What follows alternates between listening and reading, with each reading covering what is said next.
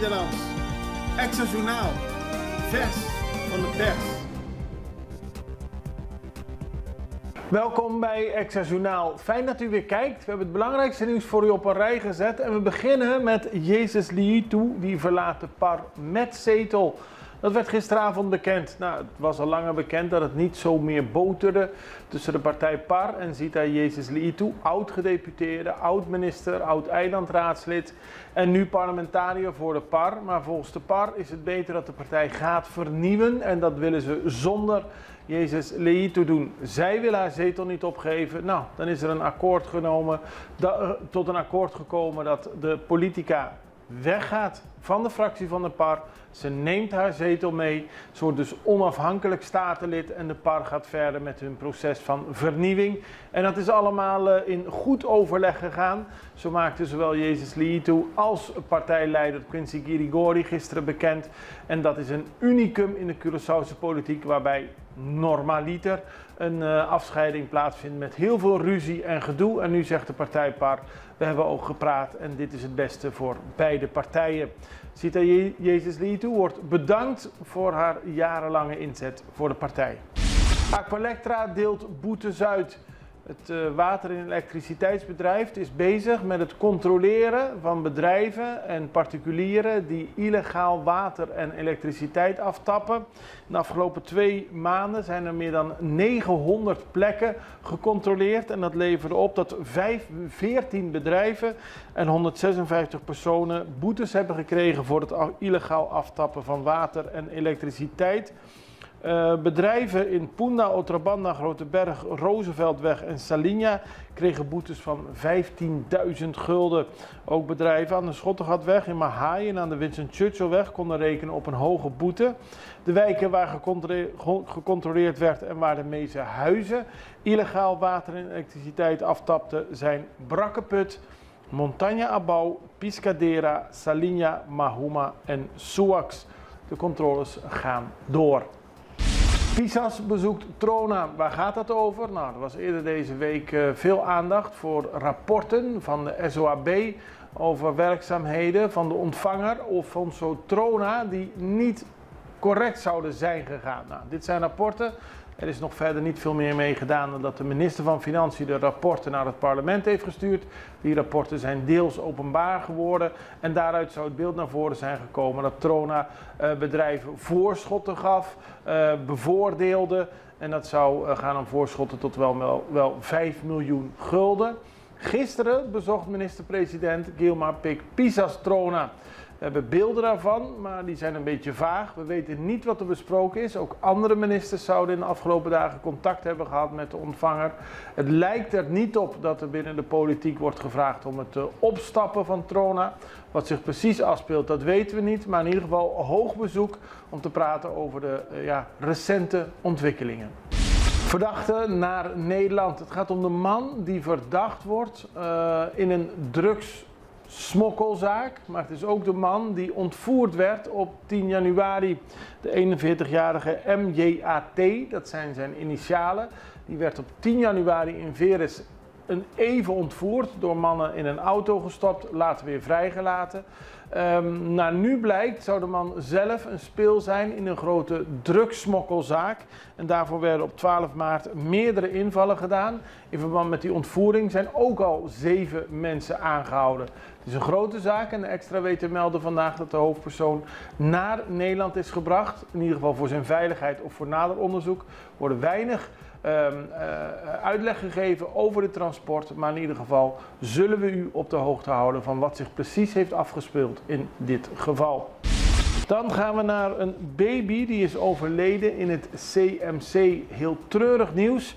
De politie heeft gisteren laten weten dat een 2 maanden oude baby is overleden in het ziekenhuis. Eerder deze week werd alarm geslagen toen een leidster in een crash zag dat de baby steeds blauwer werd. De ambulance arriveerde snel en bracht het kindje samen met diens ouders naar het CMC. Leidsters waren voordat de ambulance kwam al begonnen met een poging tot reanimeren. Bij aankomst van het ambulancepersoneel namen zij dat over, maar helaas kon niet worden voorkomen dat de baby in het ziekenhuis overleed. Erg treurig. Bijen vallen hond aan, dat is een heel andere zaak. Gisteren viel er een boom om. De buurman van een crash in Steenrijk. Het gaat om de Elmenstraat. Nou, die boom moest worden gekapt, maar er zaten bijen in de boom en die raakten op drift. Bij de crash zijn alle ramen dicht gedaan, zodat de kinderen niet gestoken konden worden. Maar een hond die in de tuin lag is dermate vaak gestoken dat hij is overleden. U ziet beelden van het opruimen van de boom en van de situatie al daar. In ieder geval een treurige situatie in de Elmenstraat.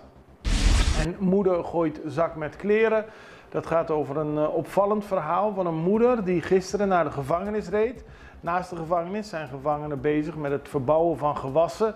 Zij gooiden een zak, een plastic zak met wat later bleek kleren naar die gevangenen toe. Dat werd natuurlijk gecontroleerd.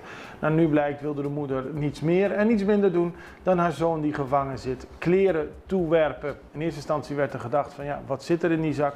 Maar het ging alleen maar om kleren van een moeder die bezorgd was om haar zoon. We gaan even over naar een break en zijn zo bij u terug.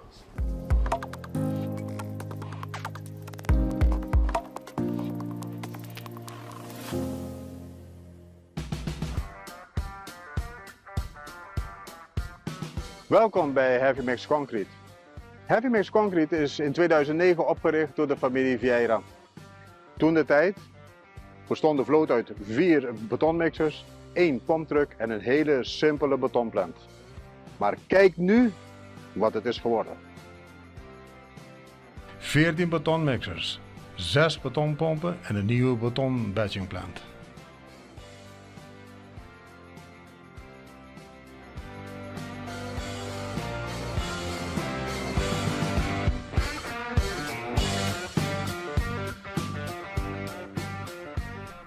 Bij onze nieuwe batchingplant vindt de menging plaats in de mixer van de betoncentrale en niet in de truckmixer.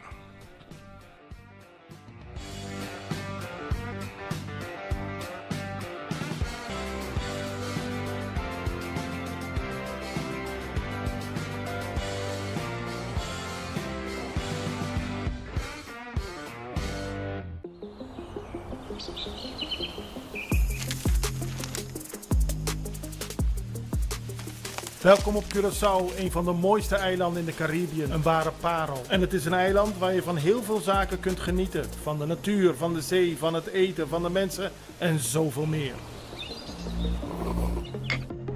Curaçao is een eiland waar heel veel gebeurt op het gebied van politiek, cultuur, sport en zoveel meer. En Extra Journaal brengt het belangrijkste nieuws van Curaçao. Maar we hebben ook aandacht voor al het nieuws op Bonaire en Aruba en op de bovenwinden, Saba, Sint Maarten en Sint Eustatius. En we belichten al het nieuws van alle kanten. Het nieuws is duidelijk, actueel en vers van de pers. Extra Journaal, elke werkdag op Salto. Op Curaçao zijn we de hele dag bezig met het maken van Extra Journaal. Volg ons op je favoriete Amsterdamse zender, Tauro.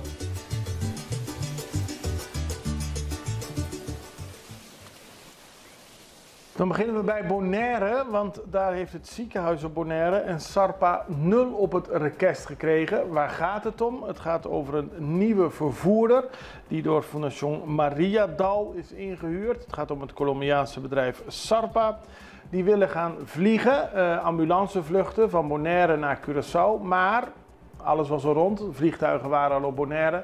Er is geen vergunning aangevraagd, of in ieder geval geen vergunning afgegeven voor SARPA. En in een kort geding is gisteren bepaald dat het verzoek tot een voorlopige voorziening om vluchten van SARPA tussen de voormalige eilanden van de Nederlandse Antillen en Aruba mogelijk te maken is afgewezen. Dus de vliegtuig van SARPA is op Bonaire, maar kan dus niet naar Curaçao en Aruba. Fondation Maria Dal, het ziekenhuis op Bonaire en SARPA hadden de zaak aangespannen tegen minister Charles Cooper van Curaçao. En omdat hij verantwoordelijk is voor de Curaçao Civil Aviation Authorities. Maar de rechter heeft niet bepaald dat SARPA mag gaan vliegen. De zaak moet dus nog een keer voor de rechter komen, maar dat duurt vele malen langer. Tot die tijd kunnen er geen ambulancevluchten door de Colombiaanse luchtvaartmaatschappij worden uitgevoerd. Dan gaan we naar een bezoek van Wever Kroes aan Curaçao. Hoog bezoek gisteren. De Arubaanse minister-president Evelyn Wever Kroes en de minister van Financiën en Cultuur Xiomara Maduro. Die kwamen op bezoek op Curaçao. Daar hebben ze gesproken onder meer met minister-president Pisas, met minister van Financiën Javier Silvania. Ze hebben een bezoek gebracht aan de centrale bank van Sint Maarten en Curaçao.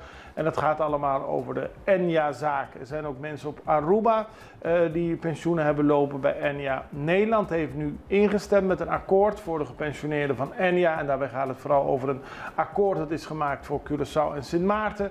Maar wat is de rol van Aruba? Wat gaat er gebeuren? En wat kan de politiek verder doen? Dat waren de onderwerpen die aan de orde kwamen. En behalve de twee ministers was ook de president van de Centrale Bank van Aruba, mevrouw Jeanne Simmeleer, aanwezig bij de gesprekken. Iets heel anders. Romeo y Julieta. Romeo en Julia.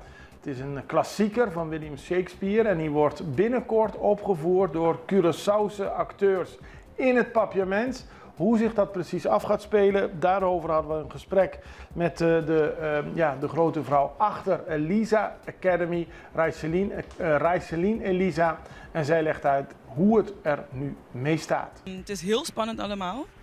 Want we zijn met Romeo en Julieta begonnen. Toen dachten we, ja, we gaan maar een voorstelling maken. Maar het is eigenlijk een hele grote voorstelling geworden.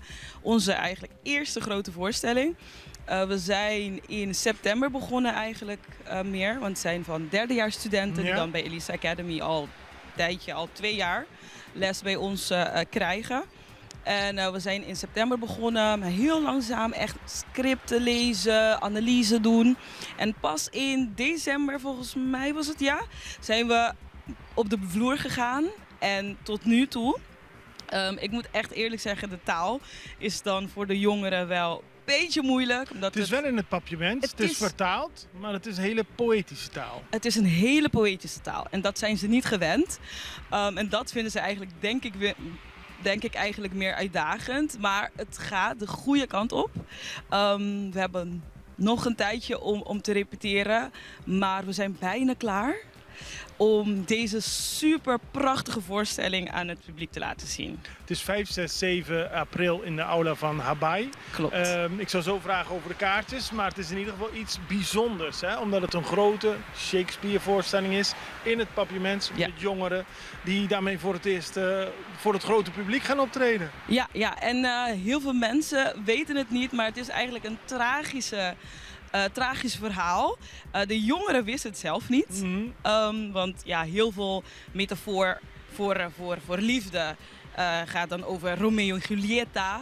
Maar heel veel mensen weten niet wat het einde is van dit verhaal. Ik ga het ook niet verklappen. Daarvoor moeten ze gewoon komen. Ja, daarvoor moeten ze gewoon komen. En het is 5, 6, 7 april. Ja. En zoals ik al aangaf, ik zou nog vragen over de kaartjes. Die kunnen worden afgehaald of gekocht worden bij Elisa Academy aan de Bargestraat 29 in Scharlo. En natuurlijk bij de acteurs zelf.